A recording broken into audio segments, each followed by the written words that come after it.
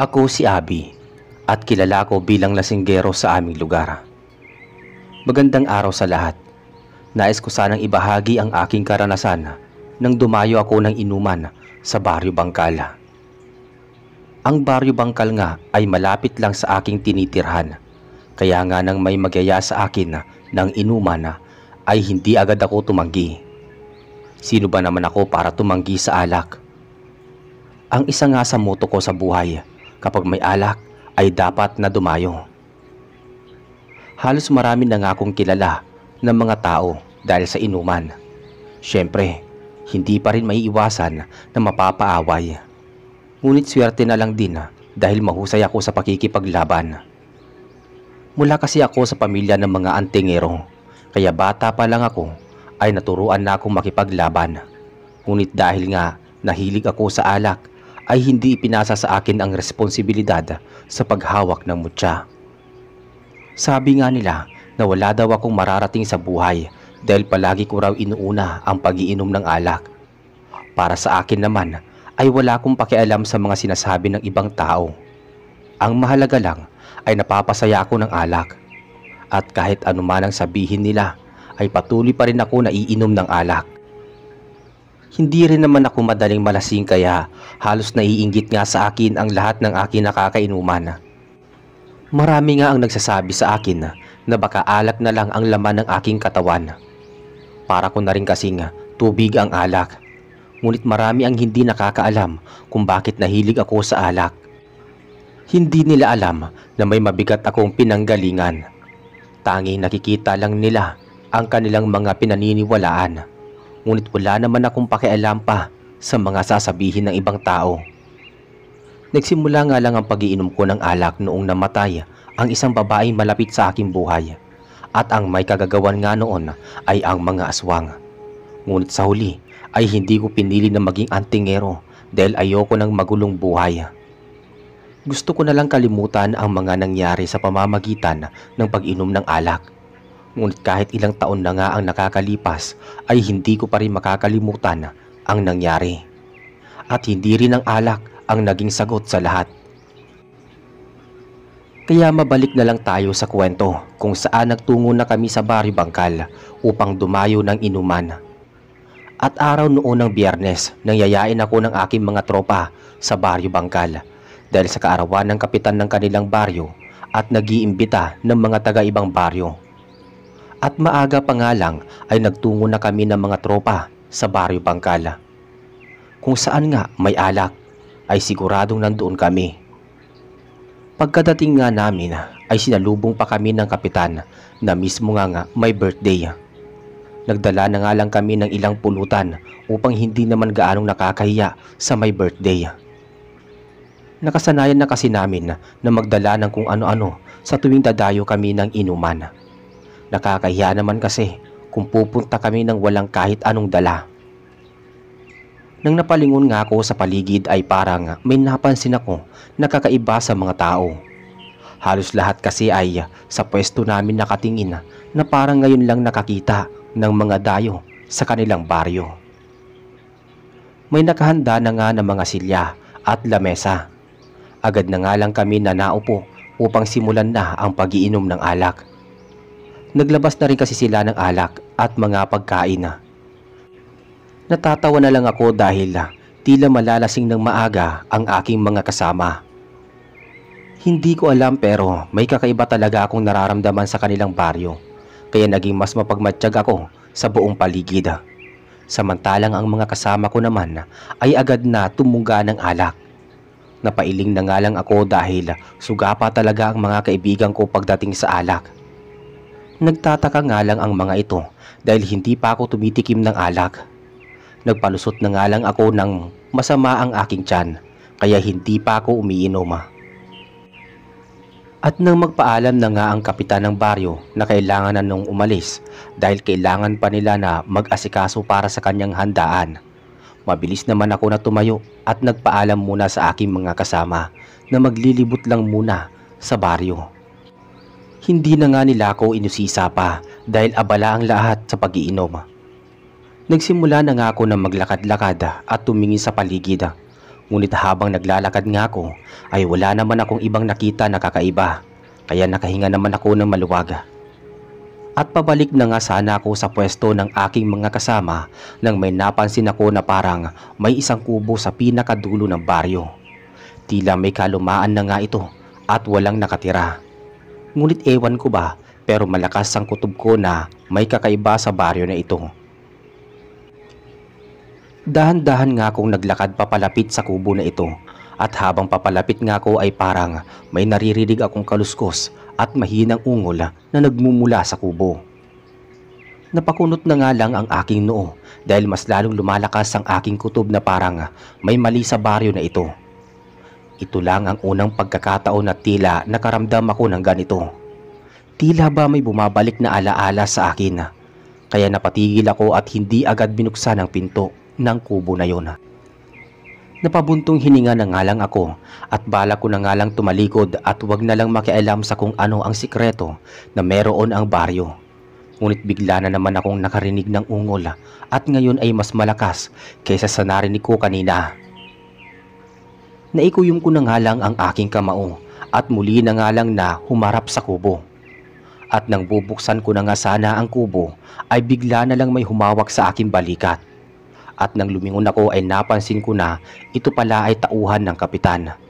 Seryoso nga lang ang mukha nito at parang nagagalit sa aking pag-ikot. "Anong ginagawa mo rito, iho?" tanong sa akin ng lalaki.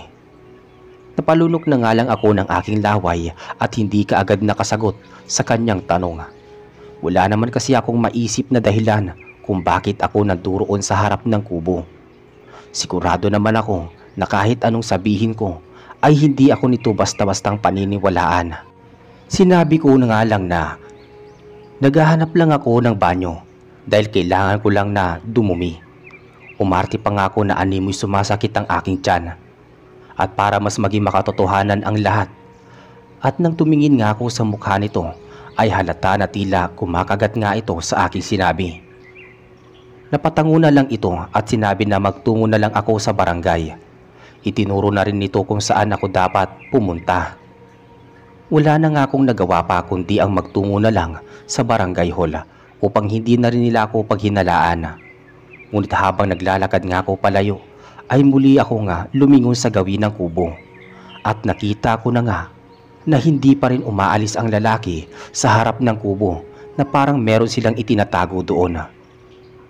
Napangiwi na nga lang ako at nagpatuloy na lang sa paglalakad, pero hindi pa rin ako handang tumigil hanggang sa hindi ko nalalaman ang totoo.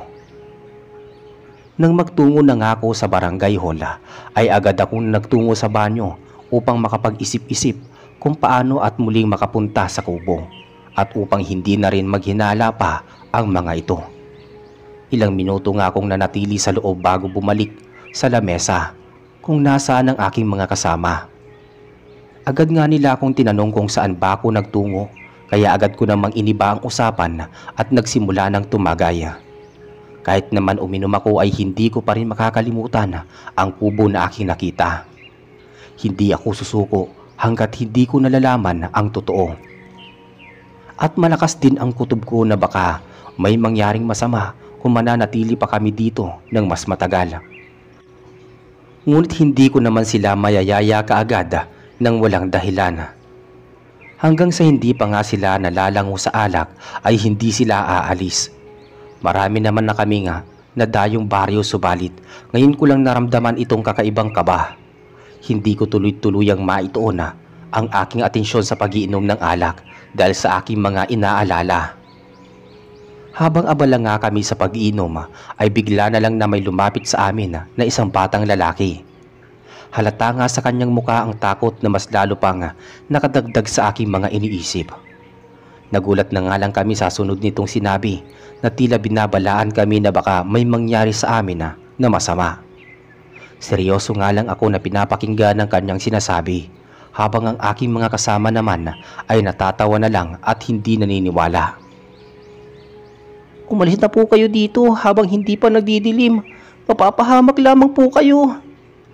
Natatakot na saad ng bata at nagmamadali na rin itong tumakbo papalayo. Nagpatuloy nga lang ang aking mga kasama sa pag-inom at pagtawa, samantalang ako ay napalingon sa aming paligid at nakita ko na nga ang mga tao sa baryo ay nakatingin sa amin na parang nag-aalala. Napatayo na nga lang ako at akmang lalapit sa mga ito. Subalit nang mamadali nga silang nagtatakbuhan sa kanilang mga tirahan na parang takot na takot. Sigurado ako na may alam ang mga ito kung ano ang nangyayari sa baryo. Naikuyom ko na nga lang ang aking kamao at bumalik na lang sa aking pagkakaupo. Hindi nga ako mapakali dahil sa pagtataka sa mga kilos ng mga tao sa aming paligid. Ilang sandali nga lang din ay may iba pang mga bisita ang nagdatingan. At mukha ngang galing pa ito sa ibang mga baryo. Ang iba kasi sa mga dumating ay pamilyar sa akin dahil napadako na rin ako sa kanilang baryo. Hindi ko nga magawang makipag-usap sa mga ito dahil sa dami ng aking iniisip. Halos ilang oras na nga lang din ang nakalipas at madami na rin akong naiinom na alak. Ngunit hindi pa rin naman ako tinatamaan ng alak. Habang ang mga kasama ko nga ay nagsisimula ng maging maingay. Tinapik ko nga ang mga ito dahil hindi pa nagsisimula ang kasiyahan ay halos languna sila sa alak. Pansamantala na muna sila tumigil sa pag-iinom dahil napagtanto pa nila na baka hindi na nga sila abutan pa ng gabi. Ayon kasi sa aming narinig ay mag-uumpisa ang kasiyahan sa pagkagat ng dilim. Hindi ko nga alam kung bakit pinapunta na kaagad nila kami ng ganoong kaaga kung gabi pa naman talaga ang handaan.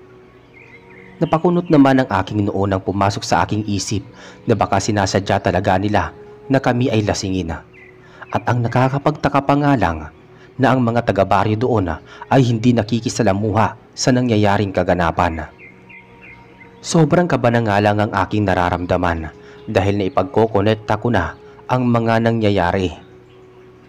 Napalingon nga ako sa aking mga kasama na ngayon ay halos lahat ay tinamaan na ng alak. Gusto ko na nga magalit sa aking sarili dahil hindi ko man lang sila napigilan na magpakalasing. Lalo na at alam ko na may panganib na nagbabadya sa aming paligid.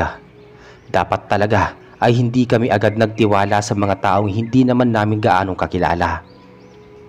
At hindi ko alam kung makakaya ko ba silang lahat na protektahan kung sakali man na may mangyaring masama. Pilit ko namang ginising ang aking mga kasama upang pilitin sila na umuwi na. Ngunit tila wala naman silang naririnig at nagkabuhay lang ulit ng maglabas ng ulit ng alak. Dala yun ng kapitan ng Baryo Bangkal. Nakita ko naman na nakabalik na rin pala ang tauhan nito na nakakita sa akin doon sa may kubo. Halata nga na binabantayan din ito ang aking kilos. Gayon din naman ako, hindi ko rin inaalis ang aking atensyon sa kanilang mga kilos. Ang mga bagong dating naman na bisita ay nag-umpisa na rin na uminom ng alak. Akala ko nga ay magagawa ko ng makapuslit at muling magtungo sa kubo. Ngunit bigla na lang umupo ang lalaki sa aking tabi na tila binabantayan nga ang mga susunod kong gagawin. Hindi ko na nga nagawa pang kumilos dahil baka mas lalo pa kaming malagay sa panganib kapag kumilos ako ng masama. Wala naman akong nagawa kundi ang magpatuloy na lang sa pag-inom ng alak upang ipakalma ang aking sarili. Ilang minuto nga ata itong nanatili doon. Mabuti na lang at may dumating pa na ibang mga bisita dahilan para umalis na ito dahil kailangan niyang samahan ang iba pang mga bisita. Nakahinga naman ako ng maluwag at nang mapansin ko naman na abala na nga ito sa pakikipag-usap sa iba ay mabilis akong kumilos. Ito na kasi ang pagkakataon upang muli kong makapunta sa kubo na aking nakita. Naging maingat nga ang aking mga galaw at ilang sandali lang ay mabilis ko na rin narating ang kubo. Nang lumapit nga ako dito ay nakita ko na nakakandado na ito kumpara noong una ko itong nakita kanina. Napalingon nga ako sa paligid upang maghanap ng maaari kong gamitin na pampukpok sa lock. Sakto naman at may nakita ko na isang malaking bato at kaagad ko itong kinuha. Agad ko nga itong malakas na ipinukpok sa lock. Halos ilang beses ko nga itong pinukpok ng buong lakas at ilang sandali lang din ay matagumpay ko ngang nabuksan ang lock ng pinto. Napalingon nga muna ako sa paligid upang siguraduhin na wala ngang makakakita sa aking gagawin. Nang masiguro ko nga na wala ngang tao sa paligid ay agad kong binuksan ang pinto ng kubo at nagulat na lang ako sa aking mga nakita. Halos may 5 kasing mga tao ang nasa loob ng kubo at lahat sila ay nakakadena. Napatakip na nga lang ako sa aking bibig at hindi makapaniwala sa aking nakita. Para silang mga aso na nakakadena. Ngunit wala naman silang mga sugat sa kanilang mga katawan. Ngunit tila ba sila ay nangihina at hindi pa nakakakain. Wala naman silang mga malay at nang mas lumapit nga ako ay mas umungol ang mga ito at doon nga ay sabay-sabay na silang nagising at masamang tumingin sa akin. Galit na galit silang nakatingin sa akin na tila ba gusto nila akong kagatin. Napalayo na nga lang din ako dahil sa sobrang gulat sa kanilang naging reaksyon. Pilit ko nga silang kinakausap ngunit tila hindi nila nauunawaan ang aking mga sinasabi. Hindi naman ako sumuko at nais ko talagang matulungan ang mga ito. Hindi ko naaatim na makakita ng mga taong nakakadena na parang mga hayop. Sa aking nasaksiyan, ngayon ay sigurado ako na meron pang ibang tinatago ang baryo na ito. At hindi ako papayag hanggat hindi ko nalalabas ang kanilang mga baho. Sisiguraduhin ko na magbabayad ang mga tao na may kagagawan nito. Napalingon nga ako sa paligid upang maghanap ng gamit na maaari kong gamitin sa pagputol ng kadena. Ngunit wala na kahit na anong gamit sa loob ng kubo. Kaya wala akong nagawa kundi gamitin na lang ang bato upang subukan na putulin ng panandalian ang kadena para sila ay nakalaya. Napatigil na nga lang ang mga ito at pinapanood ang aking ginagawa. Sigurado ay nauunawaan nila na nandoon ako para tulungan sila, hindi para saktan. Nagmamadali nga ako sa aking ginagawa at ibinuhos ang aking lakas sa pagpukpok sa mga kadena. Ayaw ko naman kasi na maabutan pa ako ng mga tauhan ni Kapitan dahil sigurado na malalagay lang ako sa panganib. Labis naman ang tuwa na aking nararamdaman nang matagumpay ko nga silang maalis ang mga kadena. At nagmamadali nga akong pinalabas sila at pinatakas. Hindi na nga sila nagdalawang isip pa at tumakbo na sila papalayo. Nagmamadali na rin akong umalis at bumalik sa aking mga kasama upang balaan din ang mga ito sa aking nalaman. Ngayon na napalaya ko na ang kanilang mga bihag ay wala nang dahilan para magtagal pa kami sa baryo. Nang dumating nga ako ay abala na nga ang lahat sa pag-iinom ng alak at mukhang hindi nga napansin ang aking pag-alis. Nang nakaupo nga ako ay agad kong pinigilan ng aking mga kasama na magpatuloy sa pag-inom ng alak na hindi naman nila ikinatuwa. Hindi daw nila maunawaan kung bakit tila kakaiba ang aking kinikilos. Sasalaysay ko na nga sana ang aking mga nasaksiyan, ngunit bigla na lang dumating ang kapitan ng baryo. Halata na rin sa mga ito ang pagdududa sa aking mga kinikilos. Napasimangot na nga lang ako at napatungga na lang din ng alak at tumahimik. At dahil nga sa pananatili nito sa aming lamesa at pakikipagpintuan sa aking mga kasama ay hindi ko tuloy magawang makausap ang mga ito. Gustong gusto ko na nga silang may aalis sa lugar na ito dahil mas lalong tumatagal ay mas maaaring malalagay kami sa alanganin. At dahil nga rin sa inis ay naidabog ko na lang ang hawak kong baso sa may lamesa. Sa akin ngang ginawa ay naagaw ko ang atensyon ng lahat at nagtawanan naman sila dahil mukhang nakukulangan pa daw ako sa alak. Lalo pa nga naglapag ng maraming alak ang kapitan sa lamesa na ikinatuwa nga ng aking mga kasama. Habang nagkakasiyahan nga ang lahat ay hindi ko pa rin maisip kung paano nila nagawa na ikadena ang mga taong nasa kubo at hindi ko maintindihan kung ano ba ang motibo ng kapitan ng baryo para kami ay imbitahan sa kanilang lugar. Ano ba ang nais niya sa amin at kung ano pa ba ang ibang madilim na lihim ng baryo? Kung wala sana ako na inaalala na ibang tao ay baka nakakilos na ako ng maayos. Ngayon kasi ay maaaring malagay sa panganib ang aking mga kaibigan kapag kumilos ako ng hindi nag-iisip.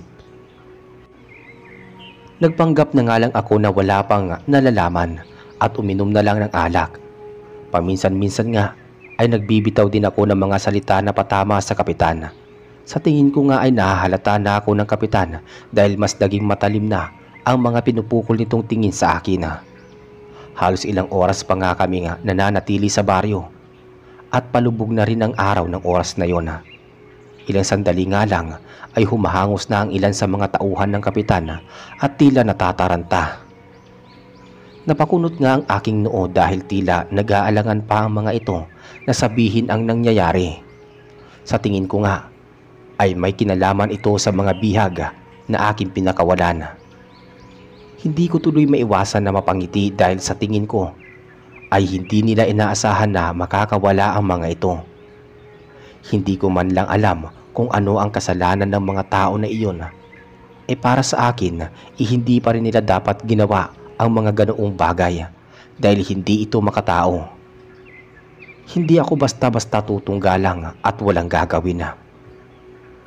Binulong naman ng lalaki kay kapitan ang nangyari. Halata nga sa mukha nito ang takot at pamumutla. Nagmamadali nga itong tumayo at nagpaalam muna sa amin. Nagmamadali nga itong naglakad at bakas nga sa kanyang mukha ang galit. At kinuha ko naman ang pagkakataon na iyon upang kausapin ang aking mga kasama. Kailangan na nating umalis. Hindi tayo ligtas sa baryo na to. Magtiwala kayo sa akin. May mga bagay ako nasaksihan na hindi ka panipaniwala. Seryoso kong saada. Napatigil naman ang aking mga kasama, kaya akala ko ay naniniwala na sila sa aking mga sinasabi. Ngunit ilang sandali lang ay bigla na nga lang silang nagtawanan na parang hindi naniniwala sa aking mga sinabi. Nagbiro pa nga ang isa at sinabi na baka ako daw ay lasing na. Habang pilit naman akong nagpapaliwanag ay bigla na lang akong hinawakan sa balikat ng lalaking nakita ko kanina sa harap ng kubo. Sa tingin ko nga ay ito ang kanang kamay ng kapitan ng baryo at mukhang ako nga ang pinaghihinalaan nito na nagpalaya sa kanilang mga bihag. Nagsukatan nga lang kami ng tingin at napabuntong hininga na lang ito at sinabi sa akin na nais niya lamang ako na makausap. Nagpasya naman kami na lumayo ng kaunti sa ibang tao upang makapag-usap. Diretso niya namang sinabi sa akin na alam niya na ako ang maaaring nagpalaya sa kanilang mga bihag. Hindi ko naman ito itinanggi pa dahil alam ko naman na hindi siya maniniwala kapag sinabi ko na wala akong kinalaman. Mababakas nga ang inis sa kanyang muka at nagulat na lang ako nang nagpakawala ito ng suntok. Mabuti na nga lang at mabilis akong nakaiwas sa kanyang atake. At gumanti rin ako sa kanya. Halos lahat nga na pinakawalan kong suntok ay tumatama sa mukha ng lalaki. Nagsimula na rin na magkagulo ang mga nakakita sa aming pag-aaway. Ang aking mga kaibigan nga ay agad akong inawat at nilayo sa lalaki. Kung ako ang tatanungin ay kulang pa nga ang aking ginawa upang iganti ang mga taong kanilang ibinihag. Nang makatayo na nga ang lalaki ay sinabi din nito na pagsisisihan ko daw ang pagpakawala sa mga tao na iyon. Hindi ko naman mauunawaan kung ano ang kanyang ibig sabihin. Ang alam ko lang ay tama ang aking ginawa. Ngunit nang tuluyan na ngang kumagat ang dilima ay nagsimulang mataranta ang mga tao sa baryo at nagtago sa kanilang mga bahay. Ang kapitan naman ay nagmamadali ng lumapit sa amin na may daladala ng mga itak at iba-iba pang mga matatalim na bagay. Hindi ko naman maintindihan kung bakit bigla na lang nila kaming binibigyan ng mga sandata. At doon nga nagsimulang isalaysay ng kapitan ang totoong nangyari sa kanilang baryo. Halos nanlumo nga ako nang malaman na ang mga tao pala na nasa kubo ay mga aswang. At matagal na nga itong bihag ng kapitan upang gawing libangan. At ngayon ngang kanyang karawan ay nais niya lang ipakita sa kanyang mga bisita ang mga halimaw at kung minsan ay pinaglalaban ang mga tao at mga aswang. Mas lalo namang uminit ang aking ulo nang marinig ang kanyang paliwanag. Sino ba namang matinong tao na makakaisip ng ganoong bagay para sa kanilang libangan? Inis na inis ako nga. Kinuwelyuhan ang kapitan at sinuntok sa kanyang muka. Hindi naman ito pumalag pa At sa huli ay binitawan ko na lang din ito dahil wala naman na magagawa pa ang aking galit. Nagulat nga ang lahat sa kanyang sinabi at halos lahat nga ay nais na sanang umalis. Ayaw na madamay sa gulo ng Baryo Bangkal. Ngunit nagulat na lang kami dahil napapalibutan na pala kami ng 5 tao na aking pinakawalan.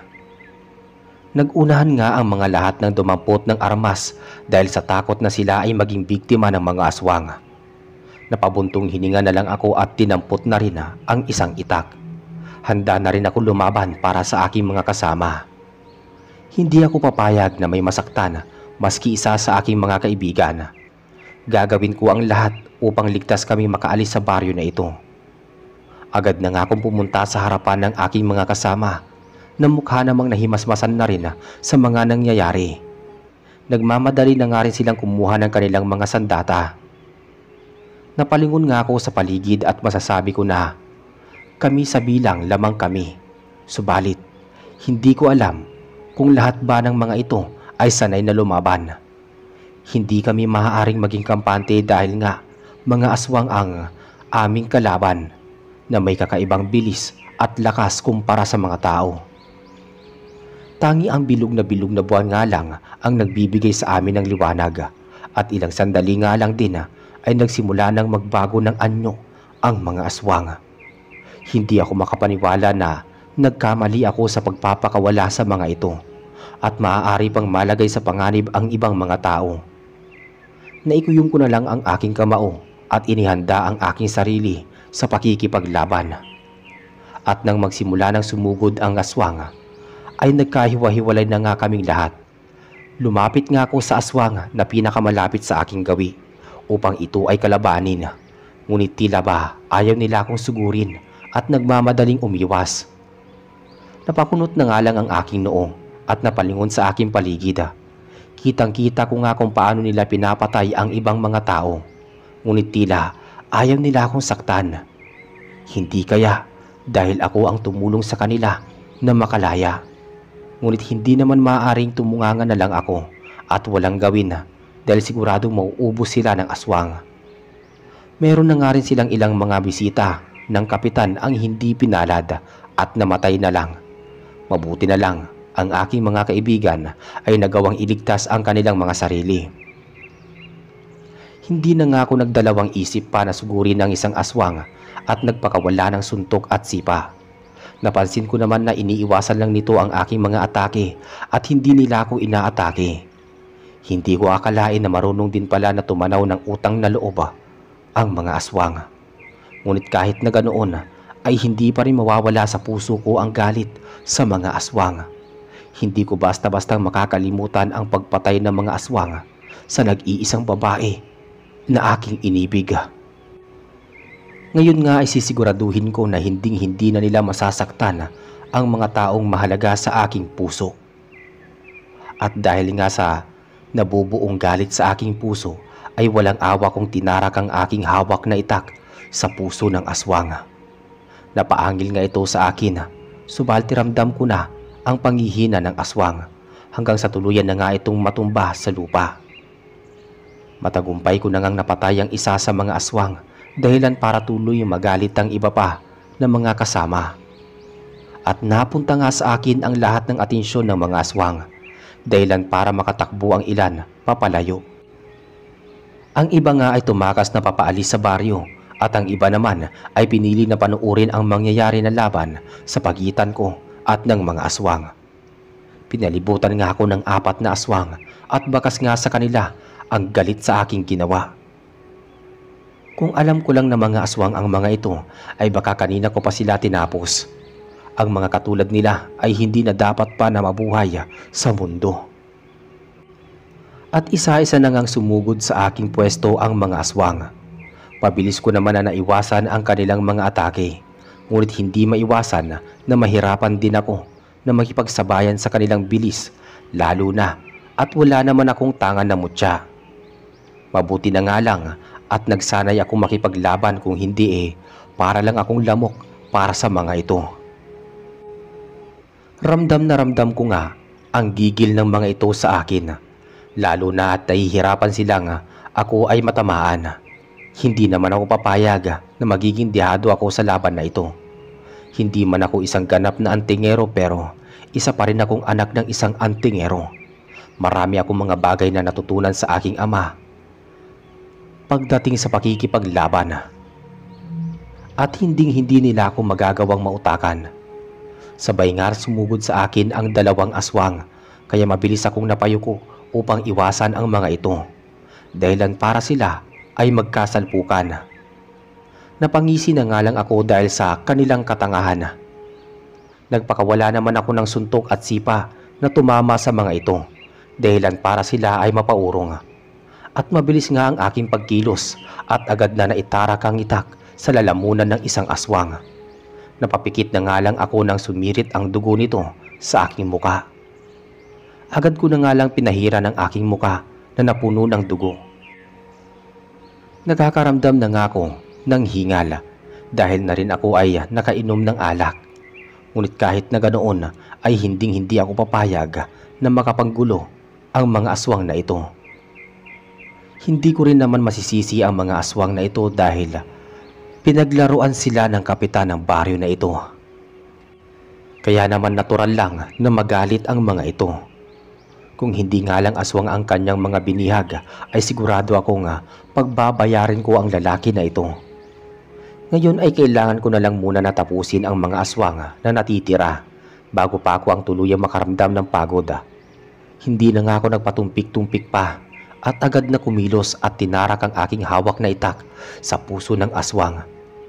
Dalawa na nga lang na aswang ang natitira at ramdam ko na talaga ang pagbigat ng aking paghinga dahil sa sobrang pagod. Sobrang bilis kasi nila na kumilos at nahihirapan na rin ako na makipagsabayan. At dahil nga sa pagod ay nagawa akong masugatan ng mga ito sa magkabilaan kong balikat. Napangiwi na nga lang ako sa sobrang sakit ng kanilang mga kalmot. Mabilis lang din ito na nagdugo dahil sa sobrang lalim ng aking sugat. Sobrang talim talaga ng kuko ng mga aswang. At kung magkamali pa ako ng galaw ay baka hindi lang ito ang sasapitin ko sa mga kamay nila. Habol hininga na nga ako at hindi na lang pinansin ang mga paghapdi ng aking sugat. Nagpatuloy na lang ako sa pakikipaglaban sa mga natitirang aswang. Hanggang sa tuluyan ko na nga na matalo ang mga ito. Napaluhod na nga lang ako sa lupa dahil sa sobrang pagod. Nagmamadali naman akong nilapitan ng aking mga kasama at agad na tinulungan na tumayo. Inuupo na nga lang ako nila sa may lamesa kung saan kami nakapwesto kanina. Napangiti na nga lang ako nang makita na meron pa rin na mga alak sa may lamesa. Agad ko nga tinungga ang alak at napangiti dahil matugumpay ko nga napatay ang mga aswang at matugumpay ko pang naproteksyonan ang mga tao sa aking buhay. Sigurado ako na magiging masaya ang aking magulang kapag nalaman na nagawa ko ngang manalo laban sa mga aswang. Ngunit sa mga oras na iyon ay mahalaga lang sa akin ay makainom ng alak upang maibsan ang hapdi ng aking mga natamong sugat. At nang maubos na nga namin ng alak ay nagpasya na nga kami na umalis sa baryo Bangkala. Bago pa kami tuluyang umalis sa baryo ay pinagbantaan ko ang kapitan ng baryo na kapag naulit ang kanilang ginawa na pagkukubli sa mga aswang ay siguradong paparusahan ko sila sa kanilang pagsuway. Ang mga tao nga sa baryo Bangkal ay malaya nang naglabasan sa kanilang mga bahay at tila nawala na ang takot sa kanilang mga mata. Nagpasalamat pa nga ang mga ito sa aking ginawa na pagliligtas sa kanilang baryo. At matapos nga ang lahat ay nagmamadali na rin kaming bumalik sa aming baryo. Kailangan pa kasi na magamot ang mga sugat na aking natamo. Matapos nga ang pangyayari na iyon ay pinagkatiwala nga sa akin ng aking ama ang pagiging antingero. Ngunit tinawag nga ako ng marami na lasinggerong antingero.